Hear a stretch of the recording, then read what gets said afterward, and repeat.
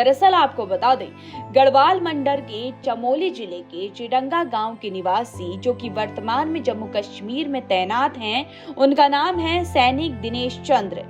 उनके लिए एक रात उनकी जिंदगी में अब कभी ना भूलने वाली बन गई है। दरअसल उनके 1.5 साल के बेटे शुभांशु जोशी की अचानक से तबीयत बिगड़ने लगी तो जवान की मां और उनकी पत्नी उसे लेकर ग्वालदम अस्पताल पहुंची, लेकिन वहां इलाज नहीं मिल सका। वहां से बच्चे को कुमाऊं मंडल की बैजनाथ अस्पताल या फिर बागेश्वर के लिए रेफर कर दिया गया। कलेजे के टुकड़े को सीने से लगाए घर वाले धरती और आसमान दोनों के भगवानों से मिन्नत करते रहे।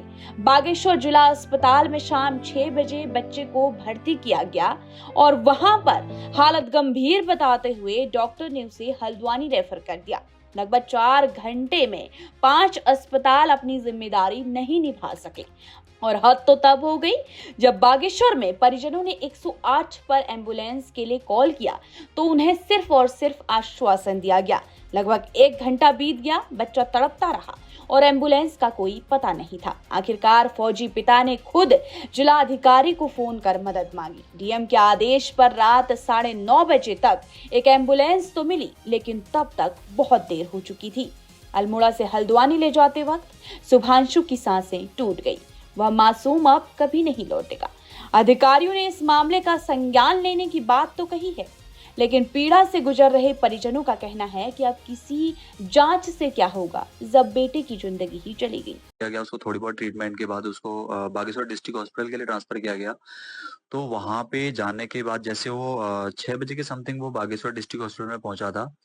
तो वहां पे उसका थोड़ी बहुत ट्रीटमेंट चला था, लेकिन वहां पे भी जब उन्होंने बताया कि ये बच्चा जो है सीरियस होता जा रहा है तो इसको जो है हम अल्मोड़ा के लिए ट्रांसफर करते हैं, वहां इसका ट्रीटमेंट होगा आगे के लिए, क्योंकि ऑलरेडी 2 हॉस्पिटल पहले ट्रांसफर हो चुका था। तो वहाँ पे जो है जब 7 बजे के समथिंग 7 नहीं बजे थे उस वक्त जो है वहाँ पे आगे बच्चे को आगे के लिए रेफर किया गया। रेफर करने के बाद जो एम्बुलेंस के लिए वहाँ पे कॉल किया गया 7 बजे के समथिंग। तो एम्बुलेंस के जो वहाँ पे ड्राइवर जो भी है वहाँ पे कर्मचारी, उन्होंने बताया कि अभी हम लोग 10 मिनट में आ रहे हैं, 15 मिनट में आ रहे हैं। तो ऐसे करते करते कम से कम 8 बज गए। वहाँ पे 1 घंटे का टाइम बीत गया था। तो 1 घंटे के टाइम में जब, क्योंकि मेरे तो घर वालों से बात हो रही थी कंटिन्यू, तो जब मैं उनसे पूछता हूँ कि इतना डिले क्यों हो गया, तो 1 घंटे का टाइम काफी हो गया और वो बच्चा तो सीरियस कंडीशन में, उसको तो मैं हॉस्पिटल में होना चाहिए, उसको ट्रीटमेंट की जरूरत है। तो मेरी वाइफ बोलती है कि उसको कॉल 108 सर्विस को कॉल किया हुआ है और वो बता रहे हैं कि हम अभी आ रहे हैं, आधे घंटे में आ रहे हैं, 10 मिनट में आ रहे हैं, 15 मिनट में आ रहे हैं। तो उनका यही रिप्लाई है। तो मुझे लगा शायद एक बार मुझे वहाँ पे जो डॉक्टर स्टाफ है उनसे बात करनी चाहिए। तो मैंने अपनी वाइफ को ये बोला कि आप एक बार जो डॉक्टर से बात कराइए। तो वो डॉक्टर थे वहाँ पे कोई इमरजेंसी में, डॉक्टर भूपेंद्र खटियाल कुछ नाम है उनका, ऐसी डॉक्टर भूपेंद्र खटियाल है। तो उनसे इनने मेरी बात कराई थी। तो मैंने उनको सबसे पहले तो जैसे एक डिसिप्लिन, क्योंकि हमें तो फौज में सबसे पहले डिसिप्लिन ही सिखाया जाता है। तो मैंने उनसे रिक्वेस्ट की, मैंने कहा नमस्ते सर, मैं ऐसे ऐसे यहाँ पे ड्यूटी हूँ, मेरा बच्चा वहाँ पे सीरियस कंडीशन में आया हुआ है। तो उसको सर पिछले 1 घंटे से एम्बुलेंस अब मिली नहीं है और वो बच्चा सीरियस कंडीशन में, हो सकता है वो आगे सर्वाइव ना कर पाए, है ना। तो जैसे जो भी हो सकता है आप जो है एम्बुलेंस के लिए व्यवस्था कीजिए। तो डॉक्टर का कहना था कि एम्बुलेंस में जो है मेरा काम नहीं है एम्बुलेंस का।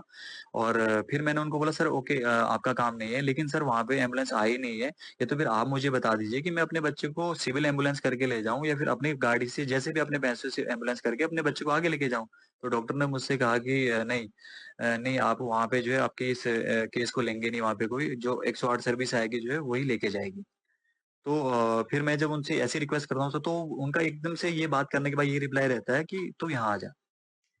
सेम इसी लैंग्वेज में बात करते हैं कि तू यहाँ आ जा। तो मुझे उनकी लैंग्वेज थोड़ी अच्छी नहीं लगी। मैंने उनसे ये बोला कि सर पहले तो आप जो है ये तू वाली लैंग्वेज में बात मत करो, क्योंकि मैं एक आर्मी पर्सन हूँ और जो है आपका तरीका मुझे अच्छा नहीं लगा। ठीक है।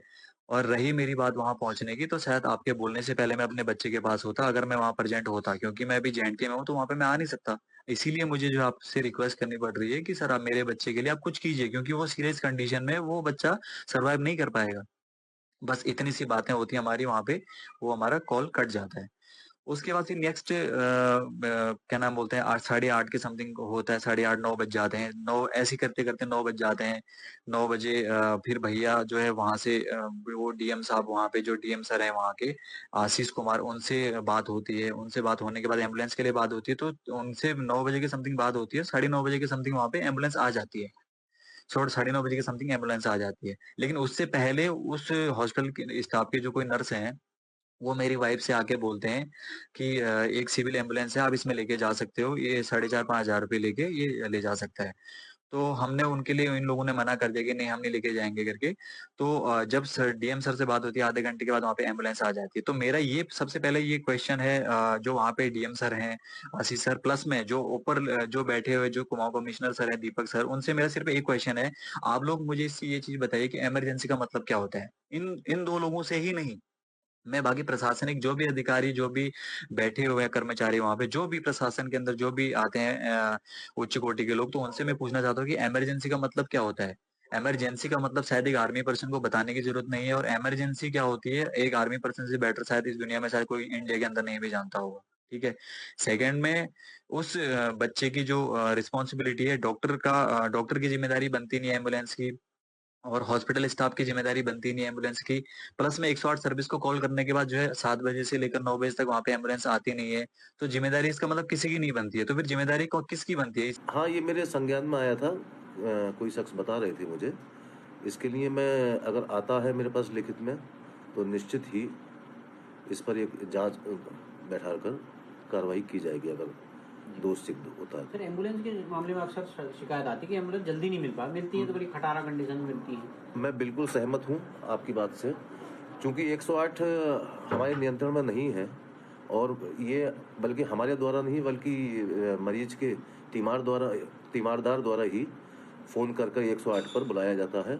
और प्रायः देखने में आ रहा है, आज भी मैंने सीएमओ साहब को इस विषय में पत्र लिखा है कार्रवाई हेतु, कि प्रायः देखने में आता है कि 108 हमेशा विलम्ब से ही पहुंच रही है, जिससे कि एक रोगी के साथ अनहोनी की आशंका बनी रहती है।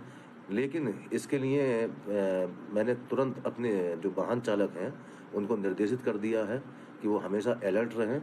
आधे घंटे मैक्सिमम हमें 108 का इंतजार करना है। अगर नहीं आती है तो अपनी एम्बुलेंस से एटलीस्ट अल्मोड़ा या अन्यत्र पेशेंट को हम भेजेंगे।